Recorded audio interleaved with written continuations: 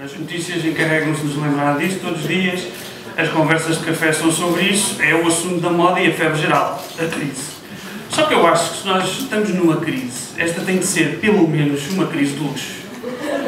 A sério, repare, quase toda a gente tem televisão por cabo com dezenas de canais.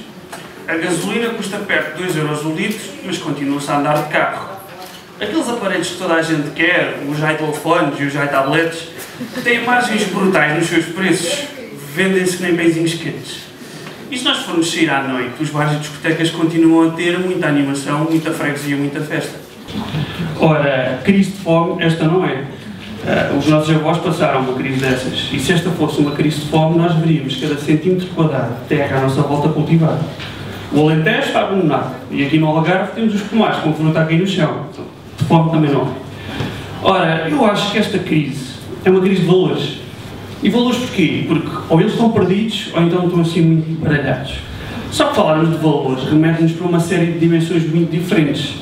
Economia, contabilidade, estratégia, filosofia, sociologia, marketing, ética, tem tudo a ver com valores. Então somos levados a crer que esta palavra deve ter um significado assim muito disperso, já que toca em tantas áreas diferentes. Por um lado, o valor é algo concreto e medível, porque um bem ou um serviço tem um valor, qualquer matéria-prima tem uma cotação, que é um valor, e o mercado, seja qual for o seu setor, também tem um valor. Mas, por outro lado, os valores também podem ser assim, coisas mais intangíveis e abstratas, coisas como o egoísmo, a honra ou a integridade são valores. Ora, mas se pegarmos no tal mercado, qualquer setor que tem valor, esse mercado existe porque foi criado, foi desenvolvido e chegou a uma maturação. Esse mercado tem uma procura, tem uma oferta, tem um nível de produção. E esse mercado tem todos esses verbos e substantivos por uma razão muito simples, porque existem pessoas. E aqueles valores intangíveis que eu referi antes existem porque há relações entre as pessoas. É que são as pessoas que dão valor a tudo o que está à volta delas. Por isso é que existe, por exemplo, o conceito de valor acrescentado. O Estado adora esse conceito. Mas é a ação humana, em cima de alguma coisa, sobre aquilo que trabalha, que dá valor a isso. E numa cadeia de valor, é a influência humana que exponencia isso.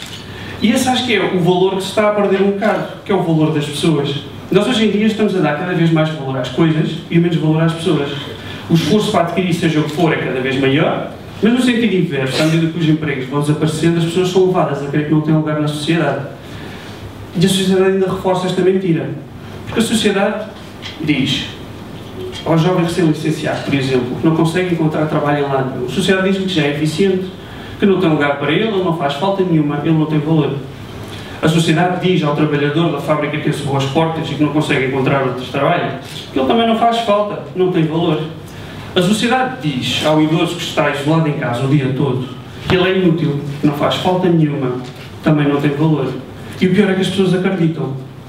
O valor de qualquer coisa, normalmente, é atribuído pelo comprador, porque é ele que decide que se paga ou não. Mas eu quero vir hoje aqui fazer lembrar a toda a gente que nós, enquanto pessoas, não é bem assim. É que as pessoas são diferentes. Nós, enquanto pessoas, nós carregamos valor.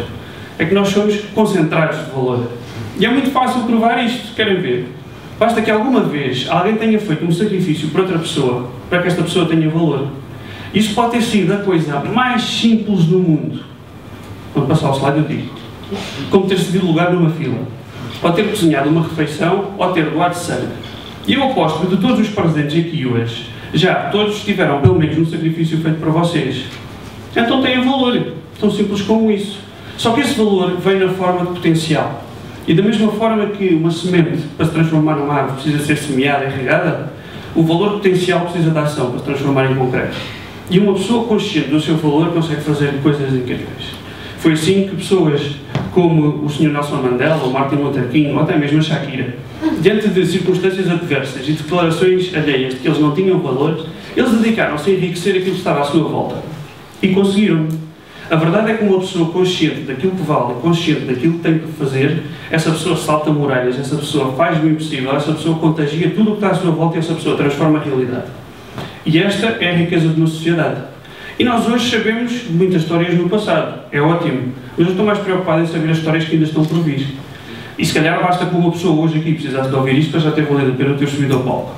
Eu só quero deixar esta inquietude e esta pergunta, que é: e tu? És consciente daquilo que vales? Muito obrigado.